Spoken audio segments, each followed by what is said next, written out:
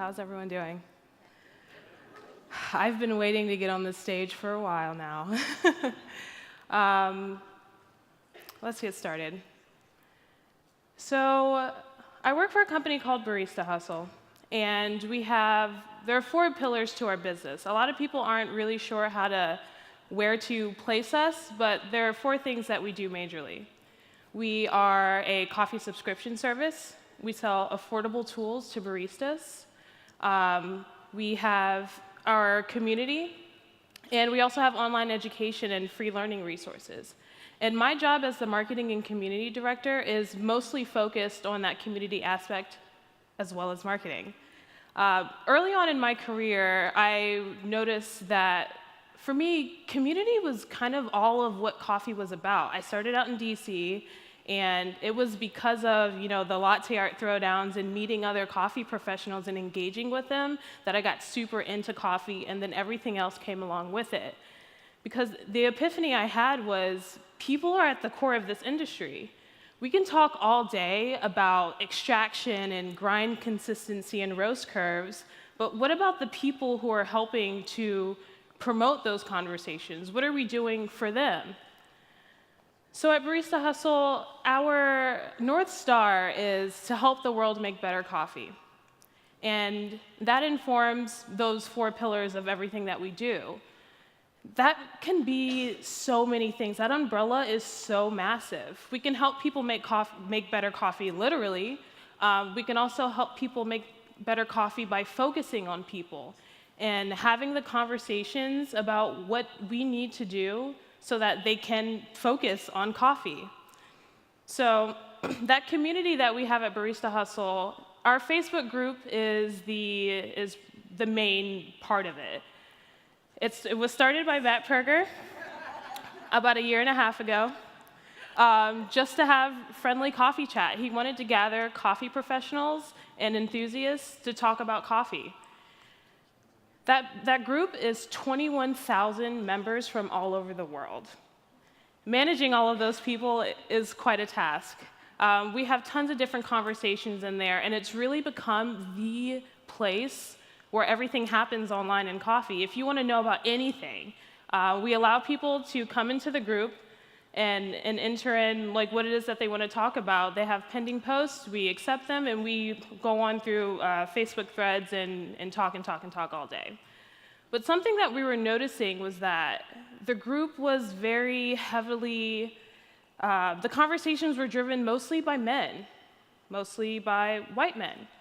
And if we tried to talk about anything that centered a marginalized coffee professional, be it, sexual harassment in the workplace, maybe talking about wage theft, those conversations would go off haywire. People weren't able to actually engage because they were getting derailed, especially if you were a woman or a woman of color, if you were non-binary. Talking about the personal and very valid experiences of those coffee professionals, we weren't able to have those conversations. Things like ad hominem attacks, attacking people instead of their ideas, men over-talking us and not even letting us have the opportunity to talk about our experiences without thinking, oh, no, that doesn't happen in my shop, so it's not a thing, which is not true. The trigger point was this intersectionality panel that I helped plan with Tracy Ging last year. And we decided, we have this group, it's 21,000 members, and we have all of these conversations. We kind of have a responsibility to also talk about what's happening to marginalized coffee people, because this is where everything is happening. We have the influence to kind of change the direction of where conversations are going overall. So we tried to talk about the intersectionality panel, and that thread was horrid. Emotional labor, like Colleen talked about earlier, was we were just on that thread trying so hard to get people to hear us, to listen, that these were things that we were going through as coffee professionals. And it was spending hours of trying to just continue to validate that, and we weren't able to. So Michael Cameron and I, who's my colleague, we decided we needed to do something about this. And with Matt's support, we were able to really dive in and find out how can we change this? How can we change this very clearly toxic culture within our group to try and make it more positive? Because we have the responsibility and the ability to have productive conversations overall. Like, this is what we're here for. So we decided to do a Google survey. It's not the most scientific thing. We're not certified researchers, but it was very DIY, and we were able to do it. So we had 3 questions on this survey. What can we do to make our Facebook group more welcoming for people to engage in? What would you like to talk about? And what are the things that are really keeping you from engaging in the first place? But before we needed those answers, I needed to ask a demographic question. I needed to know who was saying what, because the whole point wasn't really to focus on what everyone in the group was saying, or even what men in the group were saying. I wanted to specifically center the marginalized people and what they wanted, because the idea was if we center them and then fix the problem so that they can engage, then we all can engage. So the demographic question was, are you a cisgender man? Are you not a cisgender man? And do you prefer not to say? And later on, I will show some graphs, and I do not include the prefer not to say, but I do focus on the cisgender men and non-cisgender men. And the reason why I split it up like that were for a few reasons.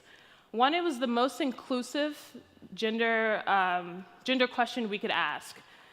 There's cisgender men, and if you're not a cisgender man, then you're probably a woman, you're probably a non-binary person or a transgender man. I also didn't include the degree of race, just for simplicity for us trying to code it, but I am aware that that would be a whole nother set of data, and that would be really interesting for us to see as well. So for the first question, what keeps you from participating in the group? These were long-form answers that we gathered in the first survey. And the things that people said, that they had a general fear, they didn't want to look stupid engaging in the group. We do have a lot of high-up coffee professionals in there, so I understood that. And that the bigotry and prejudice was a thing as well, which was very apparent when we tried to have those conversations that centered marginalized people. What can we do to foster a more welcoming and safe environment? A lot of people said, cut out the cis men BS. I understand. That was the mansplaining, that was the ad hominem attacks, that was the derailing conversations and devaluating our experiences, which also leads to we needed to be better at moderation, and that was very real. If you let any thread go long enough, someone will bring up Nazis, and people did. So the first thing we did after this was, okay, we need to set some ground rules. So we created the Barista Hustle Universe community guidelines, and they were a very clear-cut set of rules for how to engage within our online spaces. If you're going to be in here, you're going to learn how to discourse with people properly. And if you don't do that, you're not going to be in the group. We'll remind you, but otherwise, we will kick you out. And I was very trigger-happy with that ban button. The second thing we did was, upon entering the group, you have to be approved, so we asked 3 questions. 1, will you go read the guidelines? 2, will you be respectful when you're engaging in conversations in the group? And 3, what's your favorite coffee? Because we always like to hear those things. The last thing was more active and intentional moderation. So moderation, not just in terms of if people violated the rules, we would remind them and kick them out, and if the conversation started to derail, we would put it back on track. But also being intentional about who is engaging and paying attention to them. So anytime a marginalized person commented on a thread, we would try and like their comment. We would try and reply to what they said, and just to show that we valued their contribution. When they would send posts in to talk about things, we would try and improve more of their posts than we would men. Because this was valuable to us. This was a flag that we were trying to raise and wave, that we cared about what you had to say, and we wanted to make that very clear. So we did a second survey, because we needed to know, all right, we did these 3 things, did it work? It feels like it worked. But we wanted to make sure. So we did a second survey in March, and these are some of the results. What keeps you from participating in the Facebook group? For the people who said that they were scared and they didn't want to look stupid, non-cisgender men feel more confident and better about it now than they did before. And oddly enough, men are now more afraid to participate, which, you know what, I'm not mad. That's fine by me. I would love to hear other people contribute. When it comes to bigotry and prejudice, in total, everyone said that there's less of that going on. But more specifically, non-cisgender men, we nearly slashed that in half. And that's really amazing.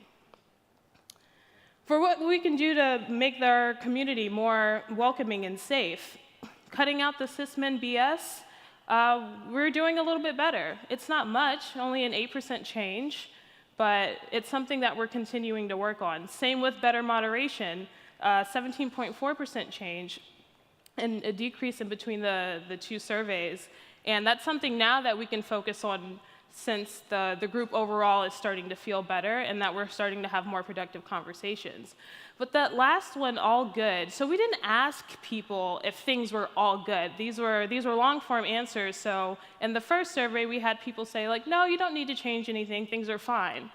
But in the second survey, we had way more people across the board that say things that were fine, especially non-cisgender men, which is what I'm only focusing on here. And if they feel like things are better, then we're winning. We asked another question in this last survey as well. It said, in terms of moderation, group member interactions, and general group discussion, has the overall quality of the group been better, the same, or worse in the past 6 months? So the people that said that things were worse, the numbers were so small, we didn't really need to include them. So in total, a lot of people said that things were the same. And that's still okay because at least we didn't take a step backwards. Also, overall, they did say that things were better, just a little bit though. Same with cisgender men. Most said that things were the same, which regardless, they were going to be fine either way. But a good amount did say that things were better. But for non-cisgender men, most of them said things were better now, and that's all the focus that we're putting on. Because what constitutes as a win for us is if marginalized people within our group feel like they can contribute, that they can be a part, that what we have to offer is for them, then we did our jobs. But we're also not done. So it seems like, we did it. Like, yeah, we're a diverse community now. Like I said, there's still work to be done, but some of the conversations we've been able to have since have been truly amazing. We were able to have a threaded discussion about moms in the workplace and breastfeeding and how to, juggle having a newborn baby and still working as a coffee professional. We've been able to talk about tipping and wage theft and sexual harassment and, how to better center queer people in your coffee workspaces. So for you, I need you to remember that the people that are in our community, the 21,000 that are from all over the world, they are your people as well. They work for you. They're coming into our space to talk about what's going on in their own personal spaces. And that's not to say that you need to go into our group and find out if your employee is talking about you, but it is to say, it's a good place to come in and find out the conversations that we're having and where the industry is going, because that's where that discussion is happening. Also, I don't need to reiterate this, but it's been proven time and time again, and you can Google it yourself. Like, diversity is better for business. For us at Barista Hustle, I've realized that we offer tools and we offer education and we have all these things we sell, but if we put as much effort on that as we do on our people, they're going to want to be a part of, they're going to want to spend their money on us, because they're going to feel like it's for them, that they can be a part of that too. Because the industry depends on it. We have so many great minds within the entire industry, and we're doing ourselves a disservice only focusing on a small group of them to help carry the entire industry forward. Because at the end of the day, this is really a conversation about equity. So all of us who are in here, we have power to influence. And we have the ability to put in that extra work for those who are already starting out further behind than everyone else to get them forward. What this would look like if this were equality, there would just be one box under each of those stick figures I drew. But still, the two that are shorter would not be able to reach the apple. Equity is making sure that they have what they need so that we can all be reaching the apple. So, are you willing to make this a value in your business? And if you are, you need to prove it. People want to see it. It's that time. We are living in that time where this is very important. And if you're going to do that, you need to set some rules. And for most coffee places, it looks like HR policies and whatnot. So what happens if those rules are violated? And are you willing to stick to those? This road that we're on is going to be long. And like I said, we're not done with all the work that we've started at Barista Hustle. And the bus towards true diversity and true inclusion, we're all piling on it. And I saw a tweet earlier before I got on stage about a group of people who left the room during this discussion, and they're just going to be left behind. We're all waiting to get on this bus and to get this moving because my coffee professionalism matters. And so does Becky's, and so does my friend RJ's. And we're all marginalized people who want to be able to just talk about coffee. But we're having to spend our time trying to validate our experiences, and it's keeping us from getting there. So is it actually possible to help the world make better coffee, the whole world? I'd like to find out. Thank you.